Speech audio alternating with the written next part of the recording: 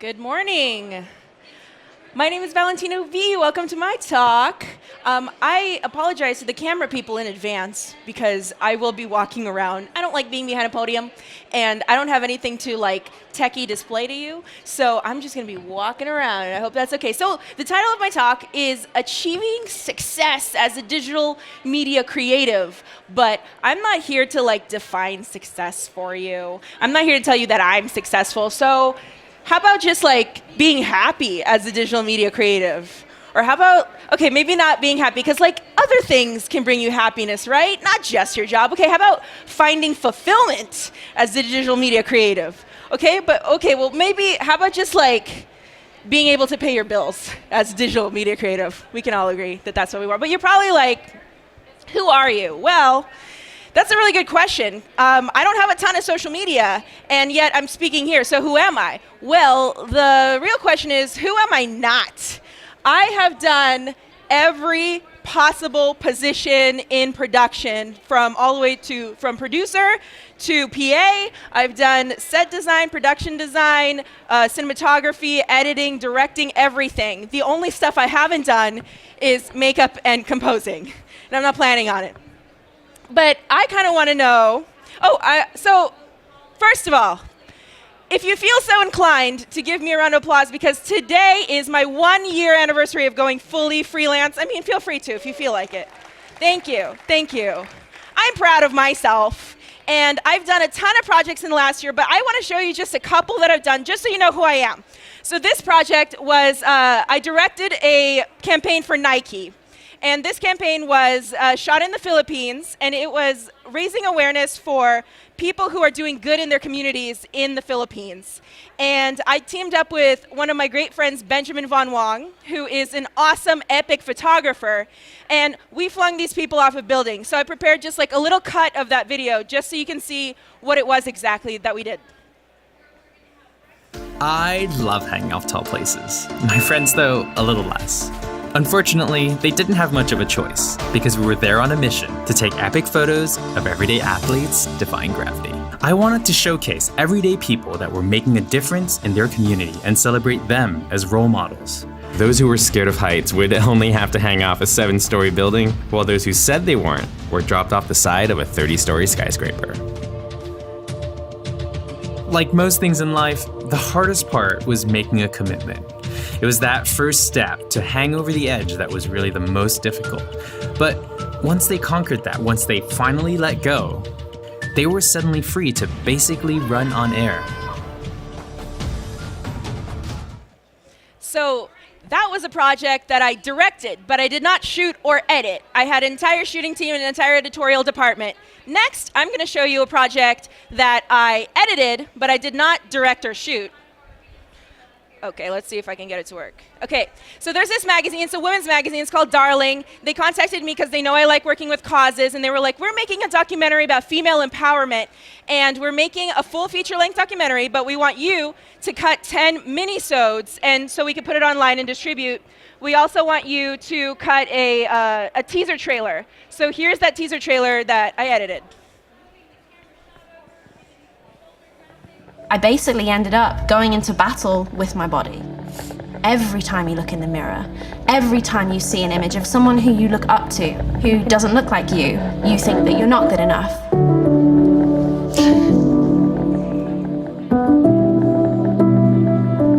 Does that work? And that's really sad, because your body is your home. It's not holding you back from anything. The only thing that holds you back is believing that there's something wrong with you. In the sun, we remember before, in the middle of the room, put your hand on the table, standing there in the sun, in your red fancy shoes, in the middle of the room, can you still find a dreamer? Thank you. 2 people clap. Thank you so much.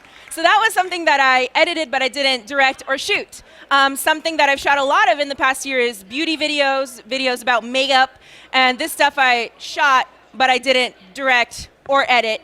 but I did put together a little reel of just a few clips that I shot from last year.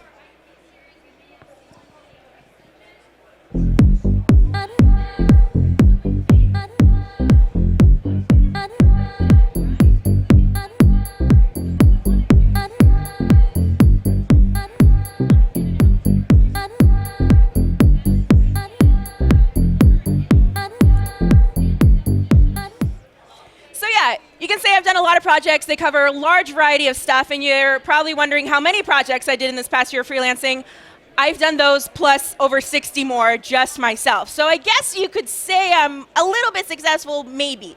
But what I want to do is kind of tell you what I've learned from all of this, and hopefully you'll be able to take away some interesting lessons.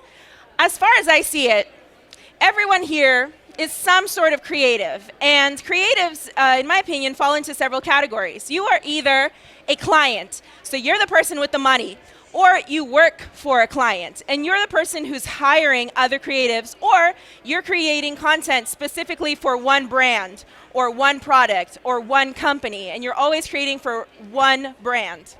Or you are an agency or production company, and you are creating content for a bunch of other brands, but you're not a freelancer. You're still on payroll. You still work under an umbrella of a larger company.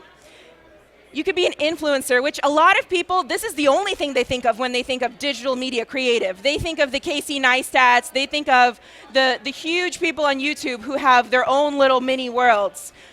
And then, of course, you have the freelancer, like me, who works with all of the above. But I don't want to talk about myself. I want to know about you guys. How many of you are freelancers?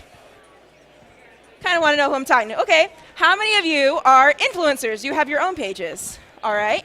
How many of you work at an agency or production company and you work for a variety of different projects? Awesome. And how many of you work for a client or you are a client? Okay, I'm going to need to talk to you and you after the show. Thank you so much. But I've worked with all of these at one point or another in I've been in digital video for a decade now, which is about as long as digital video has been around. So I want to talk to you about each of these examples, one example from each that I've worked for, a case study. So let's talk about influencers. This is a huge influencer on YouTube, Michelle Phan. She has over 9 million subscribers, and I shot and edited her videos for the last 2 years that she was on YouTube. When I came, she had 7 million subscribers.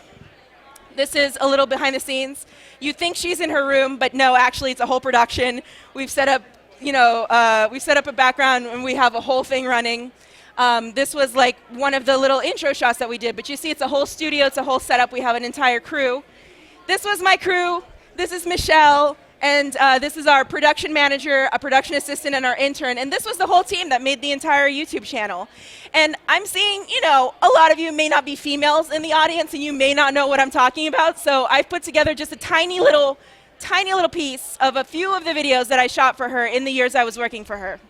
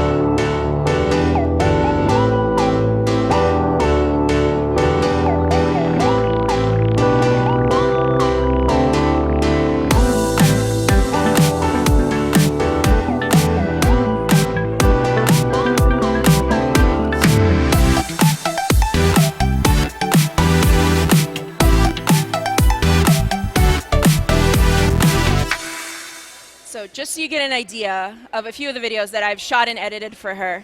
But here's some lessons that I learned working with an influencer. The first thing is that instant gratification. Before I worked for her, I worked in the film industry. I worked at Paramount Pictures post-production. I worked in the indie film industry making indie films, and it's one of two things. Either you're at a big studio and you're a tiny little cog in a giant machine and you're working for somebody else and you almost never get credited, or you put your entire soul into an indie film only to have like 200 people see it at a theater one time and not get distribution. And very, very unlikely that you will become like the next Damien Chazelle, right? But on digital, on YouTube, when I put up that first video and it got 1 million views and I saw all these comments streaming in, I'm like, oh my God, this is amazing. And I'm able to adjust my strategy week to week and get better and better and better. And it's such a faster paced environment. Another thing I learned is it's okay to do more than one job. Coming from the film industry, if I was the first AD, that's all I'm doing. I'm the first AD, and I can't touch a C-stand, and I can't touch anything. Here, I was like, yeah, I'm shooting, I'm gaffing, I'm editing, I'm doing everything, and it worked. Another thing I learned is that you need to pick the people who are going to help you grow professionally. Michelle Phan, she's a Forbes under 30. Michelle Phan, she's huge in the YouTube industry. She knows everybody. And even though I personally am not someone who's like always looking at makeup, always the new makeup product, I'm not like super driven by the beauty industry, I knew that she was going to help me get to where I wanted to be, and I knew that I wanted to work with her. The passion for content is really, really critical. I noticed that the videos that I directed, not just shot or not just edit, but the videos that I directed that I was really passionate about, that I said, hey, I want to do this. I pitched it to her and she said, great, let's do it. Those videos always did better on her channel than anything else. And the only difference was the person making them had a lot of passion. So I think it's super important if you're an influencer to have a lot of passion about what you're doing. Otherwise, if you're just in it for the views and the fame, you're going to start hating what you're doing. And this is super important. This is my last slide, or my last thing, so if you want to take a photo, now's the time. But it's important to have a goal or a statement of purpose, because otherwise, you're just making content for content's sake. You're just putting something out there just to have something out there, and that's not cool, that's not fun. Nobody wants to watch that because you're not passionate about it. It's important to have a goal, and for Michelle Phan, our goal was either to educate or inspire. And if a video didn't fulfill those two goals, we didn't make it. Next, I want to show you an example of working with an agency. Butterbar is an agency I work with a lot. They're based out of San Francisco, and I edit videos for them a lot. And what they do is really smart. They have a brand come up to them. A lot of times it's smaller brands, but sometimes it's the Amazons and Nikes and Apples of the world. And they have a new product, or they want to get name recognition. They want to get their voice out there. And they go to Butterbar and they're like, how do we make this possible? So I want to show you 2 case studies from my work with Butterbar that are pretty interesting. The first one, the client was a client called TES, T-E-S. No one's heard of them. They make teaching supplies for teachers. Like, their page had no likes, no views. And the whole objective was, how do we make teachers aware that TES exists? And so Butterbar created this awesome idea of, okay, let's make a video that's going to be impossible for you not to share with a teacher that you know. So all they sent me for this video was a clip of people arranging desks in a classroom. That's all it was. And then I made this video, which then got 5 million views in a week. Oh, sorry.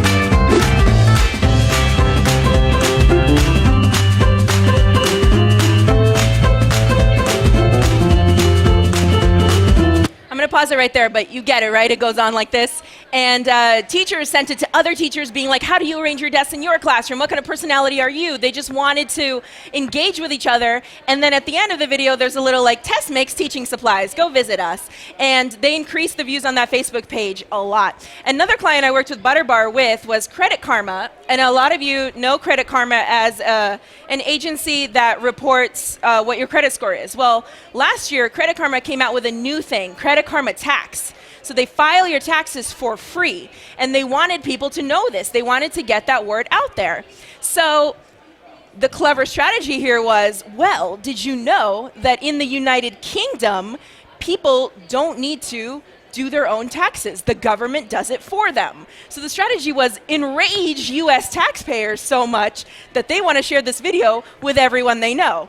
I edited this video for them, mostly using stock footage, and it got 13 million views.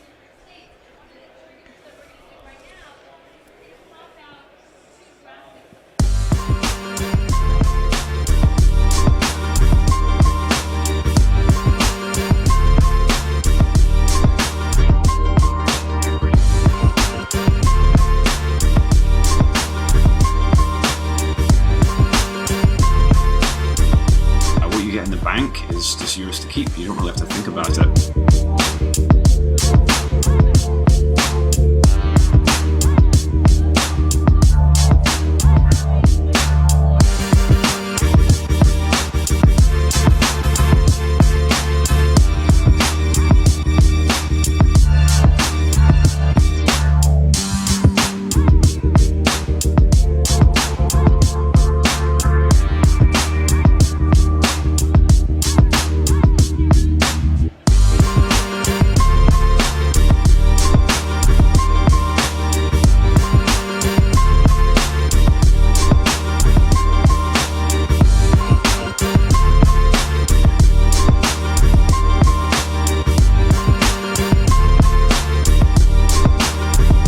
So I went on this website that I could do my taxes for free. So I put in all my information. Then when I hit submit, it's telling me I have to pay all these different fees.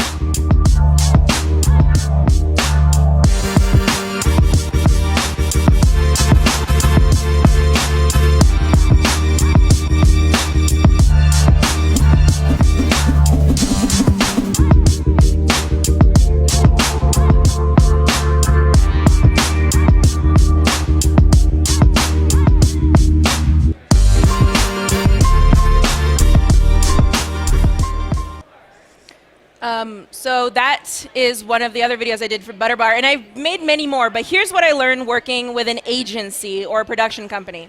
Number one, you have to focus on the audience. I'm not a teacher, but we had to think, okay, but what would a teacher like to see? What would, a US frustrated taxpayer like to see? What sort of thing can capture their attention? It's also clear that Facebook videos have to work silently. That's something that we learned. You can watch this completely without any audio. It's just a stock track, and it's important. That's why copy is important. The actual words you write are super, super important in how you're going to convey this to an audience, how you're going to make this effective. It's almost like writing an article. Sometimes looking good is bad. Sometimes if it's too slick, if it's too nice looking, people will know it's an advertisement. People will know there's a company behind it or several companies. So like for example, in the Credit Karma Tax video, I made some of the shots extra grainy. Some of the shots were at 23.976 frames per second, and I took them to 12 frames per second to make them a little bit more jittery, to make it look like it was shot with a phone, to make it look less legit. And then tailor your content to your platform. I know, heaven forbid, you guys, I know we don't like making vertical videos, but hey, you know what really works on Facebook now? Vertical videos, and that's something that we also learned working with Butterbar. So it's important to look at the platform that you're posting to and make sure that your content aligns to what you're trying to say. And then that there are unlimited opportunities. This is something that, this is the last thing, so if you want to take a photo of the slide. But this is something that's super important to note, because there's a million of these tiny little companies, and they're all growing. And every single week, every single month, they're releasing a new product, and they're going to want a video about it. So when people are like, there's no jobs in web video, are you kidding? There's jobs everywhere. Every company, agency, brand is going to want to put videos out there. And we're the people who are here to make it to make the videos for them. So that is a major takeaway from what I learned working with an agency. Okay, how about a client? Well, this time last year, I was the creative content director of a company called Aputure. And Aputure is a gear manufacturing company. They're actually here this year in the Central Hall. And it was my job to sort of create all of the media and all of the marketing for this company. But you know, there's a million gear companies, so how do we stand out? How do we make sure that that buyers understand who we are? Well, we developed a show on YouTube called 4-Minute Film School, and it's just what it sounds like. It's 4 minutes, we teach a film school lesson, and people relate to our brand that way. If you don't know what I'm talking about, I'm going to show you just 1 minute of a 4-Minute Film School episode. What's up, guys? Welcome to 4-Minute Film School. I'm Ted here with the A-Team. Today I'm here with Julia Swain. Julia Swain's a feature film DP, music video DP, and she's the filmmaker behind the documentary Women of Light. We're going to leave that in the link below. But today we're going to try a super cool experiment. We decided to lock off the camera and approach different kind of genres. So the first one we did was rom-com, then we went into kind of a period film, like 1800s situation, then we went into a party, and then we did a more dramatic action kind of feel. So the first one we did was rom-com, and ideally you'd have a window. We faced a window, as you'll see. We put 2 LS1s on either side of the window for a soft daylight push. We put, I think it was 250 on the window, so some kind of diffusion just to soften. And then we set an ambient fill, which was a 120D inside the room. So in this situation, a rom-com is typically higher key. You don't have a lot of contrast, you don't have a lot of shadow, and there's a lot more ambience than you would see in something that's more dramatic. This is huge. If it looks too moody and it looks too low-key, comedy channels will actually say that they just won't get as many laughs. You kind of maybe want to watch the rest of that video. If you do, it's on the Aputure YouTube channel. But here's something I learned from being a client. First of all, building a brand from the ground up takes a lot of time. When I joined Michelle Phan, she had 7 million subscribers. So every video I put out was an instant hit. Here, we had no brand awareness, and we had to work really, really hard making videos, making concepts, editing videos, making diagrams, making everything perfect, just so that people would think we're legit. Another thing is that long-term awareness requires a personality, requires a face. If you're putting something on YouTube, you need somebody to front it. And the guy Ted is our face. He's the face of Aputure, and he's just a friendly, outgoing, great personality that everybody wants to watch. Consistent branding is a must, and I don't just mean your design of your branding or your color. I mean your vibe. Aputure is known as a hip, young gear company. You come to us, we're really casual, and I say we because they're my friends and I still hang out with them. But it's really casual, and you come and you talk to us, and no one's like, well, how come you don't know the difference between a multi-source and a single source light? No, like, we're cool, we're chatting, we explain to you, and that permeates throughout the entire brand. It's important to keep that consistent. And also, the internet never sleeps. So whenever, 24/7, people are fielding questions or fielding comments at you, and as a brand, you have to be always aware of what your perception is, no matter what time of day it is, or what time of year. And then hire people, not mouse clickers. That's something I've learned. I want to work with people who are nice, who are passionate. A person can always learn Premiere Pro. They can always learn After Effects. They can always get better. You know what they can't develop? Being nice, being a good person. That's just who you are. So I hire people who I want to work with, and then if they don't exactly know how to use master properties in After Effects, I teach them. So throughout this entire year of being freelance, I've worked, at any one time, I'm working between 8 and 20 projects. And when I was working 20 projects, just me, that was a little much. So I have decided to put some rules down for myself. I will only accept a project if it's one of these 5 rules. And I recommend thinking to yourself, okay, what are my rules? What are my guidelines? So here are my 5. Number 1, if it's for a charity or a cause or something that's going to raise awareness, because I want to help make the world better if I can with my skills. Number 2, if a company is putting me on a plane and I get to travel and I get to see something new, I get to experience a new culture, a new opportunity. In the last year, I've been able to go to Australia, Dubai, Dallas. I know that's a whole different culture. Everywhere around the world that I've flown, and I love it. Like, just pay me to go on a plane.